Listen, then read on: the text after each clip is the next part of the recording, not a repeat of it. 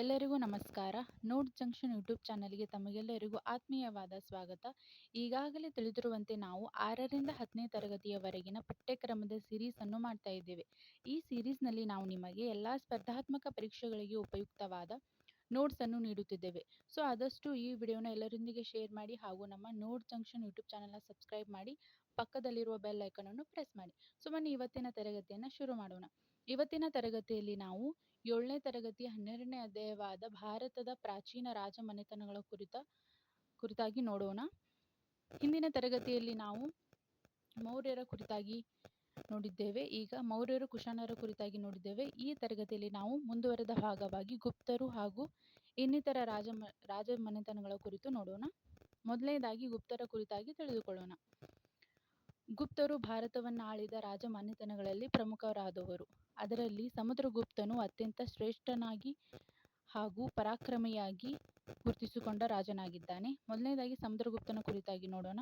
ಸಮುದ್ರಗುಪ್ತನು ಉತ್ತರ ಭಾರತದ 9 ರಾಜರನ್ನು ಸೋಲಿಸಿದನು ಹಾಗೂ ದಕ್ಷಿಣ ಭಾರತದ 12 ರಾಜರನ್ನು ಸೋಲಿಸಿದನು ಹಾಗೂ ಸಮುದ್ರಗುಪ್ತನು ಕವಿರಾಜ ಎಂಬ ಬಿರುದನ್ನು ಧರಿಸಿದ್ದನು. ಸಮುದ್ರಗುಪ್ತನು ವೀಣೆ ನುಡಿಸುವ ಚಿತ್ರವಿರುವ ನಾಣ್ಯಗಳು ದೊರಕಿವೆ.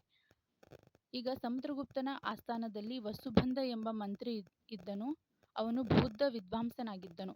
ಸಮುದ್ರಗುಪ್ತನ ಪುತ್ರನ ಹೆಸರು 2ನೇ ಚಂದ್ರಗುಪ್ತ. ಈಗ 2ನೇ ಚಂದ್ರಗುಪ್ತನ ಕುರಿತಾಗಿ ನೋಡೋಣ. 2ನೇ ಚಂದ್ರಗುಪ್ತನ ಪ್ರಮುಖ ಸಾಧನೆ ಎಂದರೆ ಗುಜರಾತಿನಲ್ಲಿ 3 ಶತಮಾನಗಳಿಂದ ಹೆಚ್ಚು ಕಾಲ ಆಳ್ವಿಕೆ ನಡೆಸುತ್ತಿದ್ದ ಸತ್ರಪರರನ್ನು ಚಂದ್ರಗುಪ್ತನು ಸೋಲಿಸಿದನು. 2ನೇ ಚಂದ್ರಗುಪ್ತನಿಗಿದ್ದ ಬಿರುದುಗಳೆಂದರೆ ವಿಕ್ರಮಾದಿತ್ಯ ಹಾಗೂ ಇವನ ಆಸ್ಥಾನದಲ್ಲಿ ಕಾಳಿದಾಸನು ಆಶ್ರಯ ಪಡೆದಿದ್ದನು. ಇವನು ಪ್ರಖ್ಯಾತ ಕವಿಯಾಗಿ ಗುರುತಿಸಿಕೊಂಡಿದ್ದಾನೆ. ಚಂದ್ರಗುಪ್ತನ ಆಸ್ಥಾನಕ್ಕೆ ಪಾಹಿಯಾನ್ ಚೀನಿ ಯಾತ್ರಿಕ ಭೇಟಿ ಕೊಟ್ಟಿದ್ದನು. ಇವನ ಕೃತಿ ಗೋಕೋಕಿ. ಪಾಹಿಯಾನ್ ಗುಪ್ತರ ಆಸ್ಥಾನಕ್ಕೆ ಭೇಟಿ ನೀಡಿದ ಉದ್ದೇಶವೇನೆಂದರೆ ಬೌದ್ಧ ಧಾರ್ಮಿಕ ಸ್ಥಳಗಳಿಗೆ ಭೇಟಿ ನೀಡುವುದು ಮತ್ತು ಧಾರ್ಮಿಕ ಗ್ರಂಥಗಳ ಪ್ರತಿಗಳನ್ನು ತನ್ನೊಂದಿಗೆ ತೆಗೆದುಕೊಳ್ಳುವುದು ಅವನ ಉದ್ದೇಶವಾಗಿತ್ತು. ಕಾಳಿದಾಸನ ಶ್ರೇಷ್ಠ ನಾಟಕವೆಂದರೆ ಅಭಿಜ್ಞಾನ ಶಾಕುಂತಲ. ಹಾಗೆ ಇನ್ನಿತರ ಕವಿಗಳು ಕೂಡ ಚಂದ್ರಗುಪ್ತನ ಆಸ್ಥಾನದಲ್ಲಿ ಆಶ್ರಯವನ್ನು ಪಡೆದಿದ್ದರು. ಅವರೆಂದರೆ ಶೂದ್ರಕ, ಇವನ ಕೃತಿ ಮೃಚಕಟೀಕ ಹಾಗೂ ವಿಶಾಖದತ್ತ. ಇವನ ಕೃತಿಗಳೆಂದರೆ ಮುದ್ರಾರಾಕ್ಷಸ ಹಾಗೂ ದೇವಿ ಚಂದ್ರಗುಪ್ತ.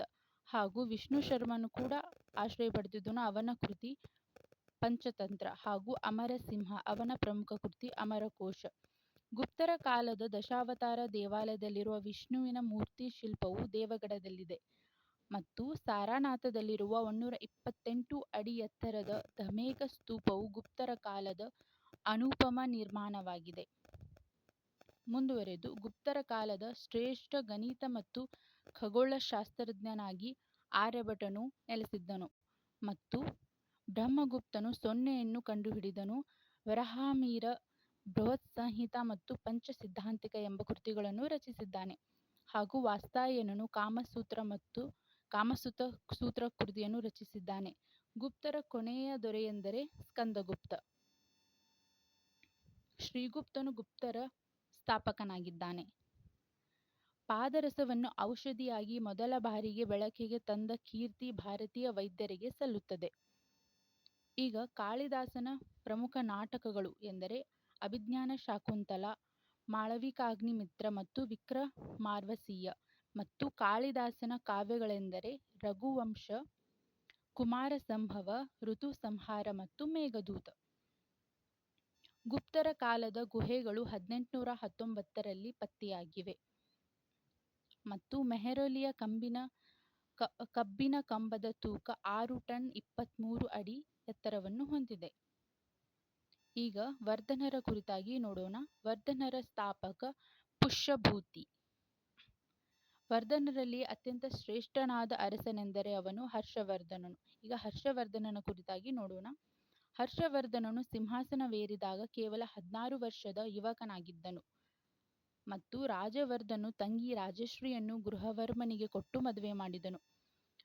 ಮುಂದುವರೆದು ಮಾಳ್ವದ ರಾಜ ಗೃಹವರ್ಮನನ್ನು ಕೊಂದು ರಾಜಶ್ರೀಯನ್ನು ಕನಜೋದಲ್ಲಿ ಬಂಧಿಸಿಟ್ಟರು. ಆಗ ರಾಜವರ್ಧನನು ದಂಡೆತ್ತಿ ಹೋಗಿ ಮಾಳ್ವದ ಸೇನೆಯನ್ನು ಸೋಲಿಸಿದನಾದರೂ ಗೌಡ ದೇಶದ ಶಶಾಂಕನಿಂದ ಕೊಲ್ಲಲ್ಪಟ್ಟನು. ಇಂತಹ ಸಮಯದಲ್ಲಿ ಹರ್ಷವರ್ಧನನು 16ನೇ ವಯಸ್ಸಿನಲ್ಲಿ ಅಧಿಕಾರಕ್ಕೆ ಬಂದನು. ಈ ಹೊತ್ತಿಗೆ ಬಂಧನದಿಂದ ಬಿಡುಗಡೆ ಹೊಂದಿ ವಿಂಧ್ಯ ಪರ್ವತ ಅರಣ್ಯದಲ್ಲಿ ತಲೆಯೆತ್ತಿ ವಿಧವೆಯಾಗಿ ರಾಜಶ್ರೀಯನ್ನು ಪತ್ತೆ ಮಾಡಿದನು. ಮುಂದೆ ಭಾವನಾದ ಗೃಹವರ್ಮನ ಮೌಖರಿ ರಾಜ್ಯ ಕೂಡ ಹರ್ಷವರ್ಧನನ ಆಳ್ವಿಕೆ ಒಳಪಟ್ಟಿತು.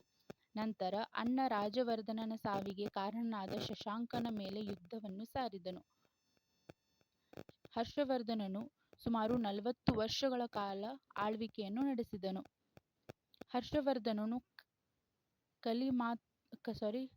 ಕಲಿ ಮಾತ್ರವಲ್ಲ, ಕವಿಯೂ ಆಗಿದ್ದನು. ಹರ್ಷವರ್ಧನನು ರಚಿಸಿದ ಪ್ರಮುಖ 3 ನಾಟಕಗಳೆಂದರೆ ಪ್ರಿಯದರ್ಶಿಕ, ರತ್ನಾವಳಿ ಮತ್ತು ನಾಗಾನಂದ. ಹುಯೆನ್ಸಾಂಗ್ನು ಹರ್ಷವರ್ಧನ ಕಾಲದಲ್ಲಿ ಭಾರತ ದೇಶಕ್ಕೆ ಭೇಟಿ ಕೊಟ್ಟಿದ್ದನು. ಇವನ ಕೃತಿ ಸಿ ಯು ಕಿ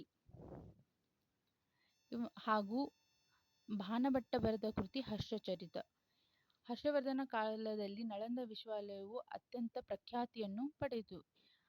ನಳಂದ ವಿಶ್ವವಿದ್ಯಾಲಯ ಇದನ್ನು ಗುಪ್ತರ ದೊರೆ ಕುಮಾರಗುಪ್ತನು ಕಟ್ಟಿಸಿದನು. ನಳಂದ ವಿಶ್ವವಿದ್ಯಾಲಯದಲ್ಲಿ ಶಿಕ್ಷಣಕ್ಕಾಗಲಿ ಊಟ ವಸತಿಗಳಾಗಲಿ ಶುಲ್ಕವಿರಲಿಲ್ಲ. ಈ ಎಲ್ಲಾ ಖರ್ಚನ್ನು ನಿರ್ವಹಿಸಲು 10 ಗ್ರಾಮಗಳ ಆದಾಯವು ಮೀಸಲಾಗಿತ್ತು.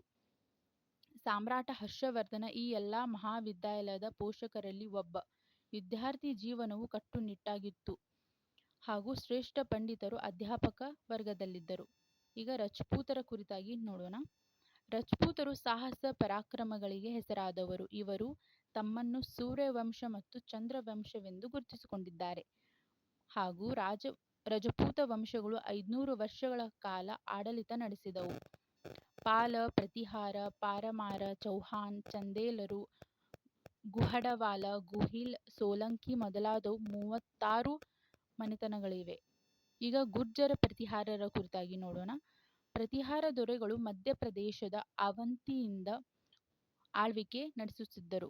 ಗುರ್ಜರ ಪ್ರತಿಹಾರ ವಂಶದ ಪ್ರಸಿದ್ಧ ರಾಜ ನಾಗಭಟ ಮತ್ತು ನಾಗಭಟನು ಅರಬ್ಬರ ದಂಡಯಾತ್ರೆಯಿಂದ ಭಾರತವನ್ನು ರಕ್ಷಿಸಿದ ಕೀರ್ತಿ ಇವನಿಗೆ ಸಲ್ಲುತ್ತದೆ. ಇದೇ ವಂಶದ ಭೋಜನು ಓರ್ವ ಶ್ರೇಷ್ಠ ದೊರೆ ಹಾಗೂ ಸಾಹಿತಿಯಾಗಿದ್ದನು. ಆ ಕಾಲದಲ್ಲಿ ಭಾರತದ ಪ್ರತಿಷ್ಠಿತ ನಗರವಾದ ಕನೌಜನ್ನು ಈತನು ವಶಪಡಿಸಿಕೊಂಡನು. ಭೋಜನು ಬಂಗಾಳದ ಪಾಲರನ್ನು ಸೋಲಿಸಿದನು ಮತ್ತು ಹಾಗೂ ಅರಬ್ ಪ್ರವಾಸಿ ಸುಲೇಮಾನ್ ಭೋಜನ ಕುರಿತಾಗಿ ಈ ರೀತಿ ಹೇಳಿದನು: ಈತನು ಘನವಂತ ದೊರೆ, ಅರಬ್ಬರ ಶತ್ರು, ಒಳ್ಳೆಯ ಅಶ್ವದಳವುಳ್ಳವನು ಎಂದು ಭೋಜನ ಕುರಿತಾಗಿ ಹೇಳಿದ್ದಾನೆ. ಈಗ ಪಾಲರ ಕುರಿತಾಗಿ ನೋಡೋಣ. ಪಾಲರು 4 ಶತಮಾನಗಳ ಕಾಲ ಆಳ್ವಿಕೆ ನಡೆಸಿದರು. ಪಾಲರ ಪ್ರಸಿದ್ಧ ದೊರೆ ಧರ್ಮಪಾಲ. ಪ್ರಸಿದ್ಧ ಕನೌಜ ನಗರವನ್ನು ಗೆದ್ದಿದ್ದು ಧರ್ಮಪಾಲನ ವಿಶೇಷ ಸಾಧನೆಯಾಗಿದೆ. ಹಾಗೂ ಕರ್ನಾಟಕ ಮೂಲದ ವಿಜಯಸಿಂಹ ಸೇನನೆಂಬ ದೊರೆ ಪಾಲರ ಆಡಳಿತವನ್ನು ಕೊನೆಗೊಳಿಸಿದನು. ಉದಂಡಪುರ, ವಿಕ್ರಮಶೀಲ ವಿಶ್ವವಿದ್ಯಾಲಯಗಳು ಪಾಲರ ಕಾಲದಲ್ಲಿ ಸ್ಥಾಪಿತವಾದವು ಮತ್ತು ಪಾಲರು ಬೌದ್ಧ ಮತದ ಅನುಯಾಯಿಗಳಾಗಿದ್ದು ಹಿಂದೂ ಧರ್ಮಕ್ಕೆ ಪ್ರೋತ್ಸಾಹ ನೀಡಿದರು. ಈಗ ಚೌಹಾಣರ ಕುರಿತಾಗಿ ನೋಡೋಣ. ಚೌಹಾಣರಲ್ಲಿ 3ನೇ ಪೃಥ್ವಿರಾಜ್ ಪ್ರಸಿದ್ಧ ಅರಸ. ಇವನ ರಾಜಧಾನಿ ದಿಲ್ಲಿ. ಪೃಥ್ವಿರಾಜನು ಚಾಂದ್ ಬರ್ದಾಯಿ ಎಂಬ ಹಿಂದಿ ಮಹಾಕಾವ್ಯವನ್ನು ಬರೆದನು. ಪೃಥ್ವಿರಾಜ್ ಚೌಹಾಣ್ ಮತ್ತು ಮಹಮ್ಮದ್ ಗೋರಿಯ ನಡುವೆ 2 ಯುದ್ಧಗಳು ನಡೆದವು. ಮೊದಲನೇ ತೈರನ್ ಯುದ್ಧ ಇದು 1191ರಲ್ಲಿ ಮತ್ತು ಎರಡನೇ ತೈರನ್ ಯುದ್ಧವು 1192ರಲ್ಲಿ ನಡೆಯಿತು.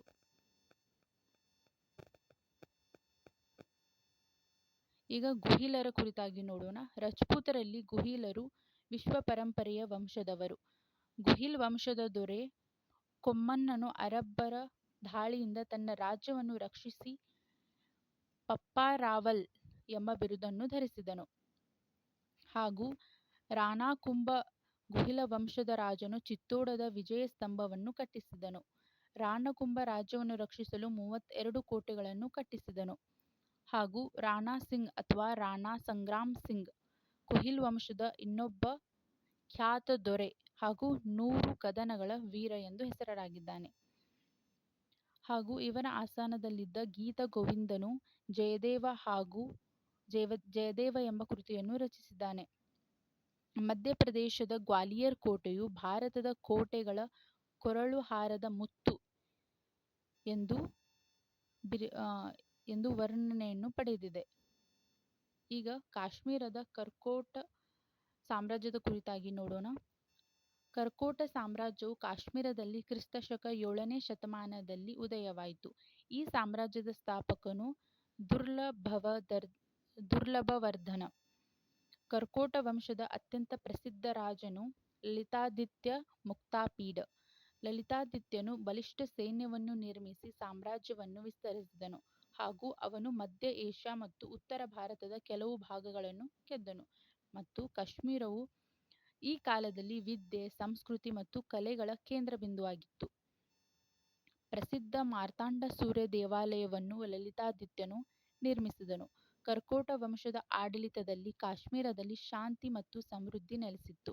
ಈಗ ಅಹೋಮ್ ಸಾಮ್ರಾಜ್ಯದ ಕುರಿತಾಗಿ ಸಂಕ್ಷಿಪ್ತವಾಗಿ ನೋಡೋಣ. ಅಹೋಮ್ ಸಾಮ್ರಾಜ್ಯ ಭಾರತದಲ್ಲಿನ ಅಸ್ಸಾಂ ರಾಜ್ಯದಲ್ಲಿ ಸ್ಥಾಪಿತವಾಗಿತ್ತು. ಈ ಸಾಮ್ರಾಜ್ಯವನ್ನು ಸುಖಾಫಾ ಎಂಬ ನಾಯಕನು ಕ್ರಿಸ್ತಶಕ 1228ರಲ್ಲಿ ಸ್ಥಾಪಿಸಿದರು. ಅಹೋಮ್ ಸಾಮ್ರಾಜ್ಯವು ಸುಮಾರು 600 ವರ್ಷಗಳ ಕಾಲ ಆಳ್ವಿಕೆಯನ್ನು ನಡೆಸಿತು. ಅಹೋಮ್ ರಾಜರು ಕೃಷಿಗೆ ಹೆಚ್ಚು ಮಹತ್ವವನ್ನು ನೀಡಿದ್ದರು ಮತ್ತು ಭೂಮಿಯನ್ನು ಅಳೆಯುವ ವ್ಯವಸ್ಥೆ ಮತ್ತು ತೆರಿಗೆ ಪದ್ಧತಿಯನ್ನು ಅಳವಡಿಸಿದ್ದರು. ಅಹೋಮ್ ಸಾಮ್ರಾಜ್ಯದಲ್ಲಿ ಪೈಕ್ ವ್ಯವಸ್ಥೆ ಇತ್ತು. ಪೈಕ್ ವ್ಯವಸ್ಥೆಯ ಅಡಿಯಲ್ಲಿ ಪ್ರಜೆಗಳು ರಾಜ್ಯಕ್ಕೆ ಸೇವೆ ಸಲ್ಲಿಸಬೇಕಾಗಿತ್ತು ಮತ್ತು ಅಹೋಮ್ ರಾಜರು ಮೊಘಲರ ಆಕ್ರಮಣವನ್ನು ಯಶಸ್ವಿಯಾಗಿ ಎದುರಿಸಿದರು. ಅಹೋಮ್ ಸಾಮ್ರಾಜ್ಯದ ಪ್ರಮುಖ ಯುದ್ಧ ಸರೈಘಾಟ್ ಯುದ್ಧ. ಇದು 1671ರಲ್ಲಿ ಜರುಗಿತು. ಈ ಯುದ್ಧದಲ್ಲಿ ಲಚಿತ್ ಬರುಫುಕನ್ ಮೊಘಲರನ್ನು ಸೋಲಿಸಿದನು. ಇದಾಗಿತ್ತು ಇವತ್ತಿನ ತರಗತಿ. ಮುಂದಿನ ತರಗತಿಯಲ್ಲಿ ಸಿಗೋಣ. ಎಲ್ಲರಿಗೂ ನಮಸ್ಕಾರ. ಧನ್ಯವಾದಗಳು.